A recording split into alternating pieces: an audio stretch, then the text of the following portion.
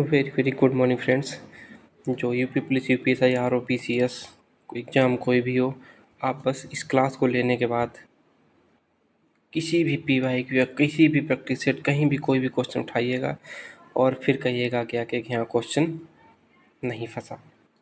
और यदि किसी को डाउट हो कि भैया इतना लेवल आप क्यों लेके चल रहे हो, देखो मैं पहली बात आप लोगों ने 85% वोट किया था जब मैंने कराया था कि भैया यूपीएसआई तक पढ़ाना, ठीक है, तो मैंने यूपीएसआई तक कराया। और उसके बाद इतना लेवल क्यों लेके चल रहे हो, तो इसके लिए आप मुझे दोस्त मत दीजिए, पीवाईक्यू उठाइए यूपीएसआई के और देखिएगा क्या उसमें लेवल था या नहीं था, और कौन कौन से उठाने, 2021 वाले उठाने और 2017 वाले उठाने, ठीक है।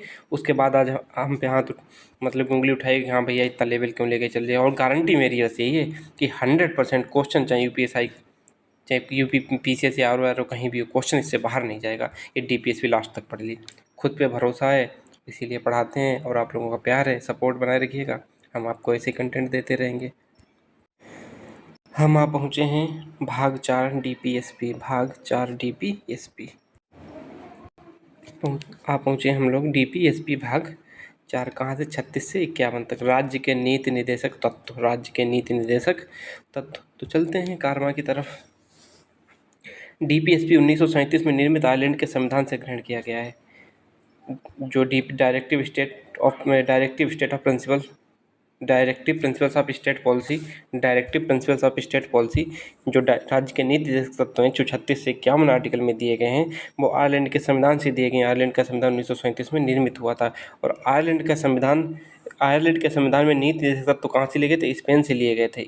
बस एक चीज़ माइंड में डाल लीजिएगा, लेकिन मेन चीज़ आपको याद रखने के लायक बस यही है कि भारत के संविधान में जो क्या नाम डीपीएसपी ली गई वो आयरलैंड के संविधान से ली गई, बस इतना याद रखिएगा, ठीक है। ग्रेनविल ऑस्टिन ने डीपीएसपी प्लस दोनों को मिला के directive principles of state policy plus fundamental right दोनों को मिला के संविधान की मूल आत्मा का यूपीएसआई में देखना जाके चीज़ पूछी गई थी या नहीं पूछी गई थी, और फिर कहना आगे यहाँ क्वेश्चन क्यों इतने लेवल तक कराते हो। ग्रेनविल ऑस्टिन ने राज्य के नीति निर्देशक सिद्धांत और फंडामेंटल राइट दोनों को संविधान की मूल आत्मा कहा था। और एक बात और कहेंगे, पूरे यूट्यूब में आप ऐसा कंटेंट ढूंढ के बताना कि हाँ भैया डीपीएसपी ऐसी पढ़ाई गई है, इस टीचर ने ऐसी पढ़ाई है, बस इतना कह देना आके। और ये भी उसका टाइमिंग भी देख लेना कि हाँ हम तो 20 मिनट में करा के चले जाते, वो 4-4 घंटे में कराता है। इनका मूल उद्देश्य आर्थिक और सामाजिक लोकतंत्र की स्थापना करना। एसएससी जीडी 2023 और ये तब क्वेश्चन आया था 23 फरवरी और फर्स्ट शिफ्ट में, ठीक है। ये वाला अब बताओ, इतना सब कुछ लिखेंगे तो आपको टाइम तो लगेगा ना। मैंने सब क्या नाम प्रूफ देना शुरू किया तो क्लास लंबी हो जाएगी, इसीलिए आप लोग इस पर जरूर ध्यान दिया करिएगा कि हम सब कुछ देख के आते हैं, इसलिए देखिएगा फिर प्रैक्टिस सेट लगाइएगा। तो इनका मूल उद्देश्य आर्थिक और राजनीतिक लोकतंत्र की स्थापना करना है। ये ऐसे तत्व हैं जो देश के लिए आवश्यक हैं, किंतु संविधान बनते समय सरकार के पास इतना धन तथा संसाधन नहीं था, सरकार के पास धन तथा संसाधन नहीं था जो इन्हें उपलब्ध करा सकता है, सरकार की इच्छा पर निर्भर है। इसीलिए उस टाइम पे संविधान में इसे सरकार की इच्छा पर डाल दिया गया था, ठीक है। केटी सा ने यूपीएसआई 2021, केटी सा डीपीएसपी केपी सा ने डीपीएसपी के लिए क्या क्या है कि राज्य के नीति दे सकता तो उसे चेक के समान है जिसका भुगतान बैंक अपनी इच्छा अनुसार कर सकता है। इसलिए कहा था ये चीज़ क्योंकि डीपीएसपी उस चेक के समान है जैसे जिसका भुगतान बैंक अपनी इच्छा अनुसार करता है। जिस प्रकार क्या नाम जो राज्य है वो अपनी इच्छा अनुसार करता है, ना कि वो बाध्य है। इच्छा होगी तो करेगा, इच्छा होगा तो नहीं करेगा, तो बाध्य तो है नहीं। उसी प्रकार बैंक है, उसकी इच्छा होगी तो चेक का भुगतान करेगा तो नहीं करेगा। इसीलिए केटी सा ने डीपीएसपी उस चेक के समान है जिसका भुगतान बैंक अपनी इच्छा अनुसार कर सकता है, ठीक है।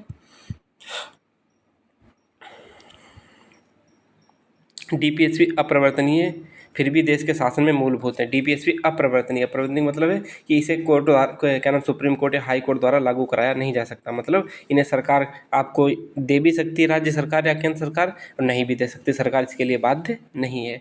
डॉक्टर भीमराव अम्बेडकर ने डीपीएसपी को भारतीय संविधान की अनूठी विशेषता के रूप में वर्णित किया है कि मतलब कि बहुत अनूठी स्पेशल एक विशेषता है कि हमारे संविधान में क्या है, डीपीएसपी है। डीपीएसपी में संवैधानिक संशोधन है। संसद के दोनों सदनों में उपस्थित 2/3 सदस्यों का अनुमोदन और मतदान आवश्यक है। यूपीएसआई 2021 और 2017 दोनों में पूछा गया था। अब पूछो, डीपीएसपी डीपीएसपी में संवैधानिक संशोधन हेतु संसद के दोनों सदनों में उपस्थित 2/3 सदस्यों का अनुमोदन और मतदान की आवश्यकता है। 2/3 मतलब 2/3। ठीक है, अब देखिएगा, आह्लादी कृष्णा स्वामी अय्यर ने डीपीएसपी के लिए क्या कहा था कि लोगों के लिए उत्तरदायी कोई भी मंत्रालय संविधान के भाग 4 में वर्णित उपबंधों की अवहेलना नहीं कर सकता। इन्होंने वाक्य कहा था, क्या कहा था कि लोगों के लिए उत्तरदायी कोई भी मंत्रालय संविधान के भाग 4 में वर्णित उपबंधों की अवहेलना नहीं कर सकता है। और अब देखते हैं ये भीमराव अंबेडकर का कथन देख लेते हैं। ठीक है, भीमराव अंबेडकर का कथन यूपीएसआई 2017 का जो पेपर हुआ था उसमें क्वेश्चन ये पूछा गया था, इसीलिए मैंने इस चीज़ को लिख लिया। यूपीपी वाले बिल्कुल ध्यान मत दें इस कथन पे, और बाकी यूपीपी में जो यूपीएसआई में क्वेश्चन आते हैं वही यूपीपी में डाल देते हैं। यह इस सभा का प्रयोजन है कि भविष्य में विधायिका और कार्यपालिका दोनों ही भाग 4 क्या डीपीएसपी में अधिनियमित इन सिद्धांतों के लिए केवल आडंबर नहीं करना चाहिए, बल्कि उन्हें इन सभी कार्यकारिणी और विधायी कार्यवाहियों का आधार बनाया जाना चाहिए जिन्हें आगे चलकर देश के शासन के मामले में प्रयोग किया जा सके। ये क्या नाम था? भीमराव अंबेडकर ने ये बात कही थी। ठीक है, सिद्धांत किसका? भीमराव अंबेडकर का। बाकी पूरा दिया होगा किसका है और लिखा होगा भीमराव अंबेडकर। ठीक है, अब देखो, डीपीएसपी समाजवादी विचारधारा पर आधारित है। किस पे? समाजवादी विचारधारा पे आधारित है। इनका उद्देश्य जनता की इच्छाओं को प्रतिफलित करना है। जनता क्या चाहती है, समाज क्या चाहता है, समाज में क्या होना चाहिए, इसीलिए समाजवादी विचारधारा पे आधारित है। और एक क्वेश्चन बहुत पूछा जाता है कि डीपीएसपी किन सिद्धांतों पर आधारित है, किन विचारधारा पर आधारित है। नंबर 1 समाजवादी, नंबर 2 गांधीवादी, नंबर 3 बुद्धिजीवी विचारधारा पे आधारित है। तो डीपीएसपी समाजवादी, गांधीवादी और बुद्धिजीवी विचारधारा पर आधारित है। तीनों को याद रखना।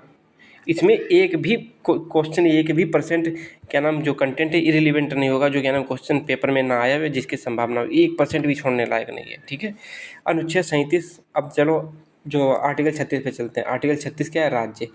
36 से 51 तक जो भी आर्टिकल आएंगे वो सब राज्य के लिए आएंगे। ठीक है, राज्य के लिए, और राज्य की परिभाषा वही है जो आर्टिकल 3 में क्या नाम वो भाग 3 में करवाई थी, किसमें? मूल अधिकार में। तो इसकी क्या नाम परिभाषा में कोई डिफरेंस नहीं है।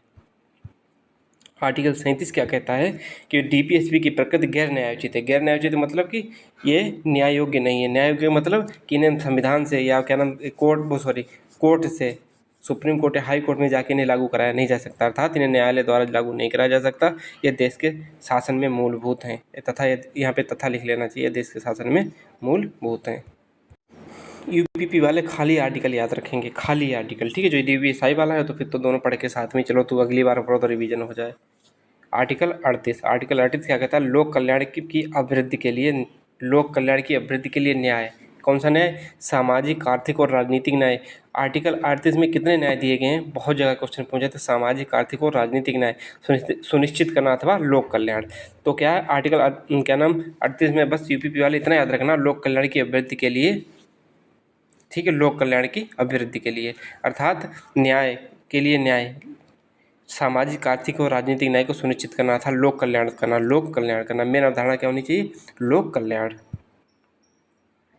वो आर्टिकल 38 था। ये आर्टिकल 38 का 2 क्या कहता है? राज्य जो क्या नाम राज्य केंद्र भी हो सकता है और स्टेट भी हो सकता है। राज्य आय, प्रतिष्ठा, सुविधाओं और अवसर की असमानता को समाप्त करेगा। राज्य आय मतलब कि जैसे कोई गरीब है, कोई अमीर है, तो राज्य चाहेगा कि सबको समान अवसर दिया जाए, और क्या नाम जो क्या नाम आय के नाम पे या प्रतिष्ठा सम्मान के नाम पे या सुविधा के नाम पे या अवसर के आधार पर असमानता को समाप्त करना। अवसर मतलब कि कोई पिछड़ा है, ठीक है, और उससे क्या नाम मौका नहीं मिल रहा, तो राज्य उसे हेल्प करेगा कि हाँ तुम्हें हमारा आरक्षण देंगे। तो ऐसा करके सिस्टम समझ सकते हो। आय, प्रतिष्ठा, सुविधाओं और अवसर की असमानता को दूर करना। तो आप लोग 38 में 2 में असमानता याद रखेंगे। और यूपीएसआई लेवल तक का ये मैं करा रहा हूँ, इसीलिए ये चीज़ थोड़ी मुझे लेवल लेके चलना पड़ा। आर्टिकल 39 का फर्स्ट क्या कहता है? सभी नागरिकों को जीविका के पर्याप्त साधन प्राप्त करने का अधिकार। मतलब कि राज्य है सभी नागरिकों के लिए, देखो हर चीज़ में राज्य करेगा, राज्य सभी नागरिकों को जीविका अर्जित करने के लिए साधन उपलब्ध कराएगा या साधन प्राप्त करने का अधिकार किसका? जनता का। उपलब्ध कराने का अधिकार किसको है? सरकार को है। मेल और फीमेल दोनों को, महिला और पुरुष दोनों को। और क्या है, निःशुल्क विधि 44वें संशोधन द्वारा जोड़ा गया क्या, निःशुल्क विधिक सहायता उपलब्ध कराना गरीबों को। 39 काम है, 39 का यहाँ पे 39 का लिख लो, 39 का ठीक है। तो क्या, निःशुल्क विधिक सहायता उपलब्ध कराना गरीबों को 39 काम है, ये चीज़ जोड़ी गई थी 44वें संशोधन द्वारा। 39 का बी, वितरण डिस्ट्रीब्यूशन, डी से लग लो ABCD करके, समाज के भौतिक एवं प्राकृतिक संसाधनों का उचित स्वामित्व एवं वितरण। राज्य है वो समाज में जितने भौतिक और प्राकृतिक संसाधन का उचित स्वामित्व एवं वितरण करेगा। अब देखिए भौतिक तथा प्राकृतिक, प्राकृतिक मतलब जंगल है ठीक है। तो जंगल है, किसी को लकड़ी की ज़रूरत है, तो राज्य ये नहीं कहेगा कि इस अमीर को पूरा दे दो गरीब को मत दो। तो राज्य क्या है कि उचित डिस्ट्रीब्यूशन करेगा, समाज के भौतिक तथा प्राकृतिक संसाधनों का उचित स्वामित्व तथा वितरण करने देगा। ये नहीं सबको एक ही को सब कुछ दे दे। 39C क्या कहता है, बस यही आर्टिकल बड़ा, बाकी सब छोटे हैं। धन और उत्पादन के साधनों का संकेंद्रण रोकना। राज्य है विकेंद्रीकरण की डिसेंट्रलाइजेशन की या विकेंद्रीकरण की धारणा को रोकेगा। मतलब धन और उत्पादन के साधनों का संकेंद्रण रोकना, मतलब किसी एक विशेष व्यक्ति के पास धन संकेंद्रण मतलब केंद्रण एक के पास नहीं इकट्ठा हो सकता। जैसे कि आप गांव के हो तो पूरे गांव का धन आपके पास इकट्ठा हो जाए तो राज्य सरकार नहीं करने देगी। सबको जीने का अधिकार, सब कुछ पाने का अधिकार, सबको खाने का अधिकार है। और एक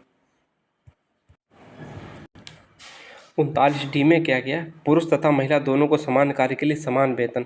39 से तो पूछा गया था ना यूपीपी में कि आर्टिकल 39 में क्या है, समान कार्य के लिए समान वेतन, मेल फीमेल और दोनों के। मतलब कि यदि आप यूपीपी में सिलेक्ट होते हैं उत्तर प्रदेश पुलिस में, ऐसा नहीं कि महिला की कम होगी पुरुष की ज़्यादा है, पुरुष की कम होगी महिला की सैलरी ज़्यादा होगी, नहीं, समान सैलरी मिलेगी, इक्वल समान कार्य ना।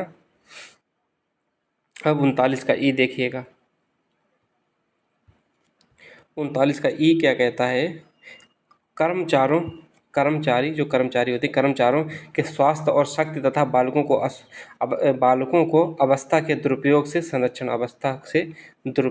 संरक्षण या श्रमिक आयु व शक्ति के आधार पर प्रतिकूल रोजगार में जाने से बचाना। जैसे कोई बीमार है, उसकी हेल्थ ठीक नहीं है, फिर भी उससे काम कराया जाना चाहिए, तो इससे काम नहीं कराने चाहिए। मतलब कि आप बीमार हो और आपको काम पे जाना चाहिए, मतलब कि जा रहे हो, तो राज्य सरकार आपको उतना उपलब्ध कराएगी कि आप बीमार होने पे आप काम करने मत जाइएगा। इस चीज़ का राज्य सरकार ध्यान रखेगी।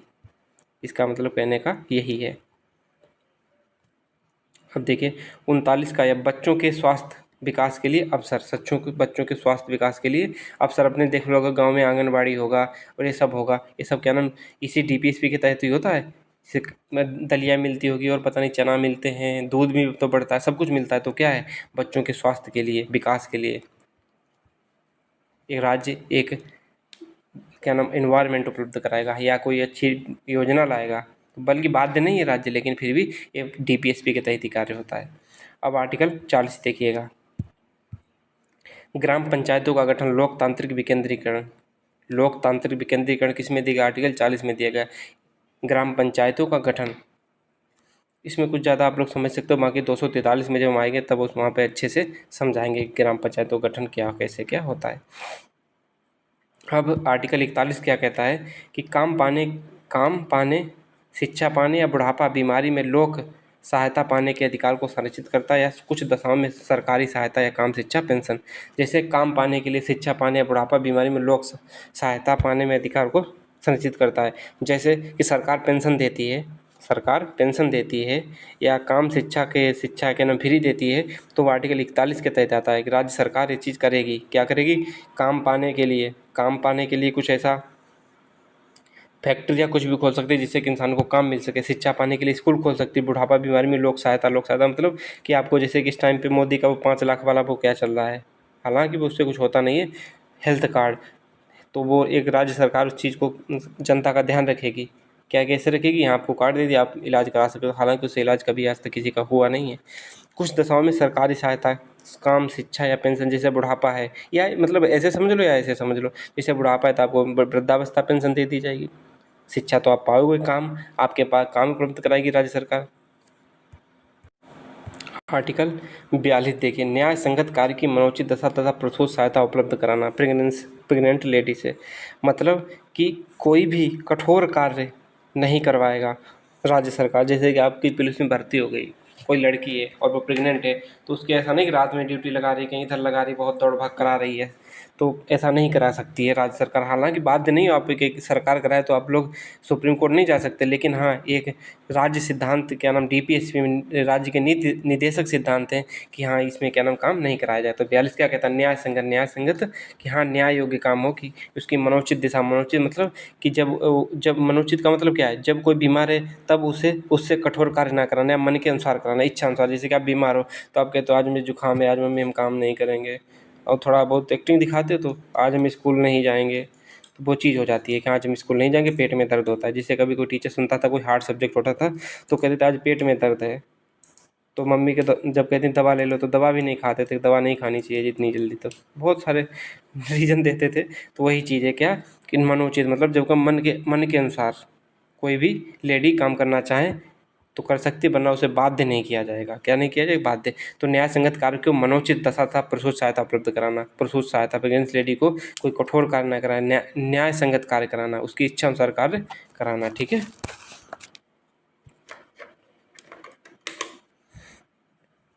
अब आगे चलते हैं। आर्टिकल 43 निर्वाह योग्य मजदूरी अर्थात इतना वेतन दिया जाए जिससे कि व्यक्ति अपना परिवार चला सके। कुटीर उद्योग की स्थापना, छोटे मोटे उद्योग स्थापित कर दिए जिससे कि अपना व्यक्ति निर्वाह कर सके। तो इसमें तो आप लोग समझ सकते हो, जैसे कि मनरेगा है, मनरेगा में शायद कितने रुपए मिलते हैं, 250 या 300 के करीब मिलते हैं शायद अब। तो वही चीज़ यहाँ पे बताई गई है। अब 43 ये क्या कहता है कि 42वें संशोधन द्वारा ये चीज़ जोड़ी गई थी। 42वां संशोधन कब हुआ था? 1976 में। कौन सी सरकार थी? इंदिरा गांधी की सरकार। 43 है उद्योगों के प्रबंधन में श्रमिकों के भाग लेने की स्वतंत्रता। जैसे कि कोई उद्योग है, ठीक है, ऐसा नहीं है कि उसमें सब मालिक और वही सब शामिल होंगे। उद्योग के जो क्या ना मैनेजमेंट होगा, कि हाँ इनकी सैलरी क्या होगी, इनकी वर्क टाइम क्या होगा, कि इनका हेड कौन होगा, इतना मैनेजर कौन होगा, उस मैनेजमेंट में उद्योग में श्रमिक भी मतलब कि जो मैनेजमेंट बनाएगा इसके लिए फैक्ट्री में, तो उस फैक्ट्री के मैनेजमेंट में श्रमिक की भाग लेने की स्वतंत्रता है। कब जोड़ा गया था? 42वें संशोधन द्वारा 1976 में। कोई भी व्यक्ति अपने उसमें अधिकार क्या नाम मैनेजमेंट में भाग ले सकता है कि हम भी नीति में शामिल होंगे, क्योंकि हम इसमें काम करते हैं, हमें पता है कि कितने टाइम पे क्या होना चाहिए। यही सब मतलब प्रबंधन मतलब समझ ही गए होगे, मैनेजमेंट। अब चलते हैं 43 बी पे। 43 बी क्या कहता है कि 43 बी 97 अमेंडमेंट 2011 में ऐड किया गया। क्या? सहकारी समितियों के स्वैच्छिक गठन, स्वायत्त संचालन, लोकतांत्रिक नियंत्रण और व्यावसायिक प्रबंधन को बढ़ावा देना। मतलब कि स्वैच्छिक गठन या सहकारी समिति बनाना या लोकतांत्रिक नियंत्रण। ठीक है, तो ये 43 बी में सहकारी समितियां बस याद रखना कि किस में जोड़ी गई थी। 43 बी में क्या दी गई? सहकारी समितियां। कब? 2011 में 97 संविधान संशोधन द्वारा। अब जोड़ते हैं सवाल, आर्टिकल 44 अनुच्छेद 44 समान सिविल संहिता। क्या है? समान सिविल संहिता लागू करने वाला पहला राज्य कौन से? गोवा। धर्म के आधार पर कोई भेदभाव नहीं होगा, सबके लिए एक ही चीज़ समान है। कि ये नहीं कि यहाँ मुस्लिम के लिए धर्म क्या नाम नियम अलग और हिंदू के लिए अलग, तो सबके लिए समान न्याय होगा, समान कानून होगा। तो धर्म के आधार पर कोई भेदभाव नहीं होगा, इसका मतलब यही है। अनुच्छेद 45 क्या कहता है कि बालकों के लिए निःशुल्क और अनिवार्य शिक्षा व्यवस्था। 86वें देखो पहले था, फिर क्या हुआ? 86वें 86 संविधान संशोधन द्वारा यहाँ से हटाकर अनुच्छेद 21 के ए में समाहित कर शिक्षा के अधिकार को मूल अधिकार बना देगा, जो 45 में था। लेकिन अब अनुच्छेद 45 में क्या है, अब आगे देखिए। अब जो अनुच्छेद 45 कहता है वो क्या कहता है? अनुच्छेद 45 कि अब 6 वर्ष से पूर्व बच्चों के पोषण की व्यवस्था करेगा। क्या? कौन करेगा? राज्य। 6 वर्ष से पूर्व के बच्चों को पोषण की व्यवस्था करेगा, करता भी है राज्य, दलिया वगैरह वो सब देता ही है, और भी राज्य अपनी योजना नई नई लागू करता रहता है। आर्टिकल 46 क्या कहता है कि राज्य SC ST OBC के हितों की रक्षा की जाएगी। राज्य द्वारा SC ST, देखो सरकार राज्य करेगा, राज्य SC ST OBC के हितों की रक्षा करेगा, अर्थात आरक्षण दे सकता है किसी भी कैटेगरी को। ठीक है, आरक्षण दे सकता है। आर्टिकल 47 क्या कहता है? मादक पदार्थों का निषेध, पोषाहार स्तर को बढ़ाना, लोक स्वास्थ्य को बढ़ाना, अस्पताल। जैसे राज्य क्या करेगा, मादक मतलब शराब है, द्रव्य है, इनको निषेध लगाएगा पदार्थों में, पोषाहार स्तर को बढ़ाएगा, दाल को उपलब्ध कराएगा, लोक स्वास्थ्य को बढ़ाना, हॉस्पिटल बनाएगा। लेकिन आजकल लोगों को अच्छे कहाँ लगते हैं हॉस्पिटल, आजकल तो कुछ और ही अच्छा लगता है। कोरोना जैसी बीमारी आती तब लोग हॉस्पिटल ही भागते हैं। चलो कोई ना, अब कहने का कोई फ़र्क भी नहीं पड़ता। अनुच्छेद 48 क्या कहता है कि दुधारू पशुओं का वध रोकना, पशुओं की नस्लों में सुधार रखना। दुधारू पशुओं का वध रोकना, एनिमल हस्बेंड्री, दुधारू पशुओं का वध रोकना तथा पशुओं के नस्लों में सुधार करना। कौन सा आर्टिकल? अब देखिए 48 का क्या क्या कहता है, मतलब 48 का ये कहता है कि 42वां अमेंडमेंट 1976 क्या जोड़ा गया था, पर्यावरण की रक्षा, पर्यावरण वन तथा वन्य जीव की रक्षा करना, पर्यावरण में सुधार। और एक क्वेश्चन पूछा गया था इसीलिए मैंने यहाँ पे लिखा क्या क्या दिया गया, मतलब कि आर्टिकल 48 के काम में क्या क्या दिया गया है। पर्यावरण की रक्षा करना राज्य का काम होगा, पर्यावरण वन तथा वन्य जीव की रक्षा करना, पर्यावरण में सुधार करना किसके काम होगा, राज्य सरकार का काम होगा।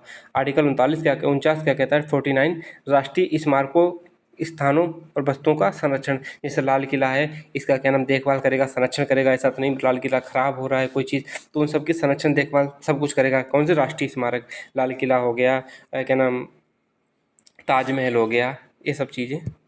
अब देखते हैं आर्टिकल 50 कार्यपालिका से न्यायपालिका का पृथक्करण। कार्यपालिका अलग काम करेगी, न्यायपालिका अलग काम करेगी, कोई भी एक दूसरे से ज्वाइंट नहीं होंगे और कोई किसी पे किसी का दबाव नहीं होगा। न तो कार्यपालिका का न्यायपालिका पे दबाव होगा, न तो न्यायपालिका का कार्यपालिका पे दबाव होगा। न्यायपालिका अपना स्वतंत्र डिसीजन लेगी, कार्यपालिका अपना स्वतंत्र रूप से काम करेगी। कार्यपालिका कार्य करेगी, न्यायपालिका न्याय करेगी, बस यही तो होता है। आर्टिकल 51 क्या कहता है, अंतर्राष्ट्रीय शांति व सुरक्षा की अभिवृद्धि, अर्थात वसुधैव कुटुंबकम। वसुधैव कुटुंबकम का कहते हैं कि संपूर्ण पृथ्वी ही हमारा परिवार है। कुटुंबकम कुटुंब पृथ्वी, वसुधैव वसुधा, वसुधा पृथ्वी को कहते हैं वसुधा, पृथ्वी संपूर्ण पृथ्वी हमारा परिवार है, इसका अर्थ ये होता है।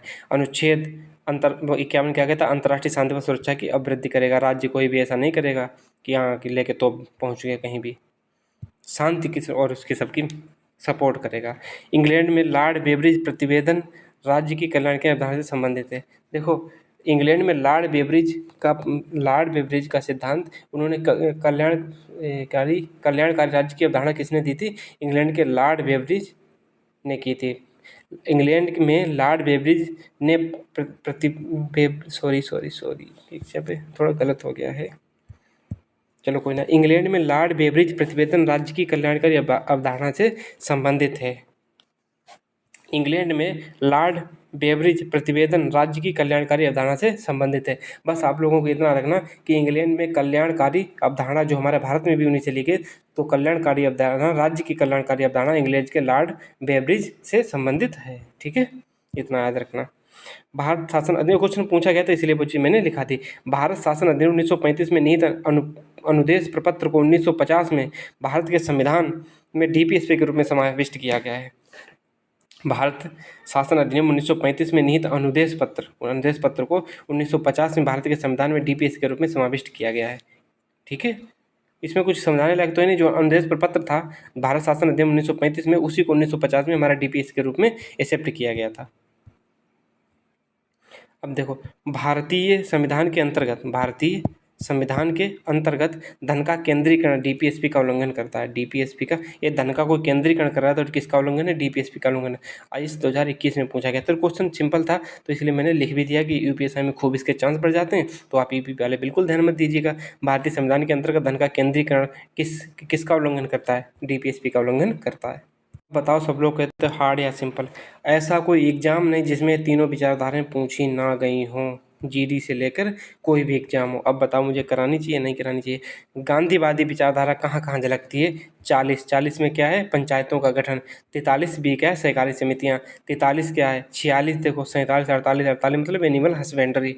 38 देखो समाजवादी। 38 जो समाजवादी विचारधारा किन अनुच्छेदों में झलकती है, 38 39 का 41 42 43 और 47। ये रटने की कोई ज़रूरत नहीं, जब आपको क्या नाम सारे याद हो जाएंगे वो आर्टिकल तो आप लोग यहाँ पे अप्रूव समझ जाओगे कि इसमें कौन सी विचारधारा झलकती है। अब देखो संविधान वो क्या नाम पंचायतों का गठन मतलब कि लोकतांत्रिक विकेंद्रीकरण के सपोर्ट कौन करता था, गांधी मतलब करते थे महात्मा गांधी, इसीलिए इसे गांधीवादी विचारधारा कहते हैं। ऐसे समाजवादी क्या है कि समान नागरिक वो क्या नाम वो 38 में दिया गया, 39 में क्या नाम महिला तथा पुरुष को समान वेतन, समान कार्य के लिए समान वेतन। तो क्या होगा कि समाजवाद, समानता मतलब समाजवाद, ठीक है। तो ऐसे करके जब आप उनको समझ में जब आर्टिकल याद कर लोगे तो आप लोग समझ जाओगे किसमें समाजवादी है किसमें गांधीवादी। अब उदार बौद्धिक सिद्धांत 44 में क्या है, 44 में समान नागरिक संहिता, सभी के लिए एक समान, 45 48 48 से 49 50 51 उदार बौद्धिक। अब कल्याणकारी राज्य की संकल्पना का समावेश, देखो एक चीज़ याद रखना कि कल्याणकारी राज्य की संकल्पना का समावेश कहाँ कहाँ किया गया है। कल्याणकारी राज्य की संकल्पना संविधान के किस भाग में दिखाई देती है।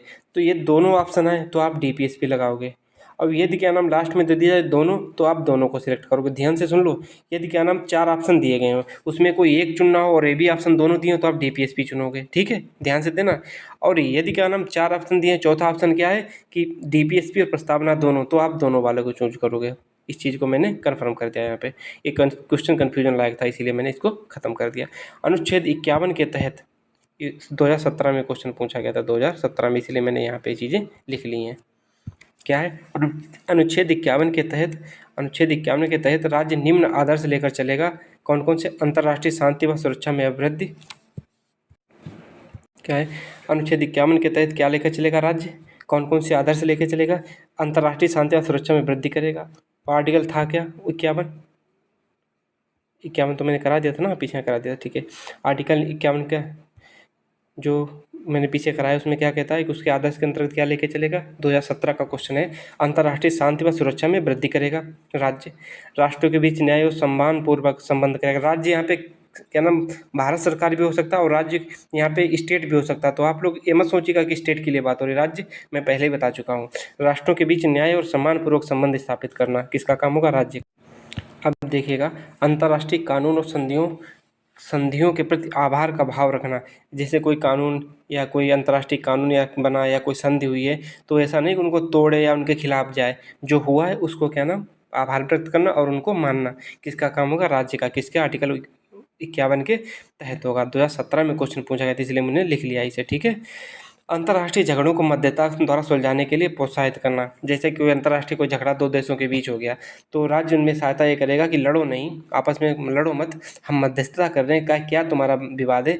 जैसे कि आपके भाई भाई में लड़ाई होती, कोई फूफा को बुलाता है, कोई जीजा को बुलाता है, कोई किसी को बुलाता है, तो वहाँ पे वो सुलझाते हैं और मध्यस्थता करते हैं, मतलब कि दोनों के बीच में पूरा क्या नाम एक न्याय करके जाते हैं, आपको इतना मिल गया, आपको इतना मिल गया। उसी तरह राज्य क्या करेगा? मध्यस्थता करेगा, लड़ाई होने से बचाएगा। अब हम देखते हैं फंडामेंटल राइट और डीपीएसपी में क्या अंतर है। देखो फंडामेंटल राइट मूल अधिकार नकारात्मक है क्योंकि वो राज्य के लिए नकारात्मक है। यदि राज्य ने उन्हें नहीं पूरा किया तो लोग कहाँ चले जाएंगे? सुप्रीम कोर्ट चले जाएंगे। डीपीएसपी सकारात्मक है, राज्य करेगा तो भी अच्छा, नहीं करेगा तो भी अच्छा, आप किसी से लागू करवा नहीं सकते। बाध्य योग्य फंडामेंटल राइट, बाध्य योग्य मतलब कि आप कोर्ट में जाके न्यायालय जाके उनको लागू करा सकते हैं। इनके कोई बाध्य योग्य नहीं, इनको कहीं भी लागू कराया नहीं जा सकता।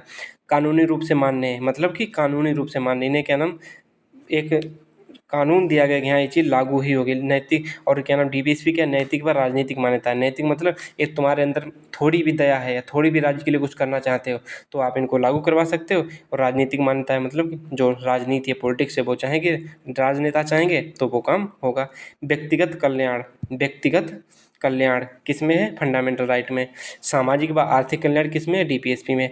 नागरिकों को स्वतः प्राप्त है, नागरिकों को स्वतः प्राप्त है मतलब जैसे जन्म लिया आपको स्वतः मिल जाएंगे। लेकिन डीपीएसपी क्या है? सरकार द्वारा लागू करने के बाद ही नागरिकों को प्राप्त होंगे, सरकार द्वारा लागू करने के बाद ही नागरिकों को प्राप्त होंगे। अब सरकार ने लागू ही नहीं किया तो आपको कहाँ से मिलेंगे? इसीलिए अब आपका द एंड होता है, मूवी के लास्ट में लिखा होता है द एंड। और डीपीएसपी आपकी बहुत अच्छे से मैंने कवर कराई। अब आप किसी भी एग्जाम में बैठ जाइएगा, क्या हो क्वेश्चन आपको होंगे कि नहीं होंगे 100%। आप कोई भी क्वेश्चन उठा के देखना। और भाई यूपीपी वालों क्वेश्चन ऐसे ही पूछे जाते हैं और ना हो तो देखो थोड़ा दर्द तो होगा, हार्ड होगा, लेकिन जब इन्हें 2 से 3 बार आप लोग रिवाइज करोगे, 2 से 3 बार रिवाइज करोगे तो आप लोग इसमें सक्सेस 100% होंगे और आप लोगों को याद करने में भी आसानी मिलेगी।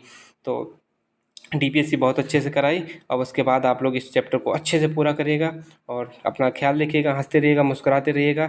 मैंने डीपीएससी में कुछ भी नहीं छोड़ा है और कुछ छूटा हो तो हाँ जब नोट्स बनाइएगा तो लास्ट में एक पेज जरूर, एक पेज छोड़ दीजिए करिएगा कि जिससे कि आगे कोई नोट्स पढ़ाए या कोई अच्छा पढ़ाए, धोनी नहीं कहते आज हमें कल कोई और बेहतर आएगा। परसों कोई और आ गया। जब तो नोट्स दोबारा कभी मत बनाना ज़िंदगी में। कभी भी नोट्स बनाने का एक ही तरीका होता है कि जैसे कि आपने डीपीएसपी पे बनाए 4 पेज के नोट, तो 5वां पेज आप उसको ब्लैंक छोड़ दीजिएगा। जब कहीं दूसरी जगह या कोई अच्छी चीज़ मिले मॉक टेस्ट देते समय, तो उसमें ऐड कर लीजिएगा। मॉक देने का यही अच्छा तरीका होता है कि कोई चीज़ नहीं आ रही तो आप लोग उसमें ऐड कर सकते हैं। ठीक है, तो बाय बाय, टेक केयर, मिलते हैं नेक्स्ट वीडियो में। बहुत अच्छे से कराए, कुछ कमी रहेगी तो अपना कमेंट कर सेक्शन में बताइएगा, नाराज़गी मत व्यक्त कीजिएगा। एक कह दीजिएगा भैया ये चीज़ कमी रहेगी तो मैं उस चीज़ को अगले वीडियो में पूरे करने की कोशिश करूँगा। Bye bye, love you all, मिलते हैं नेक्स्ट वीडियो में।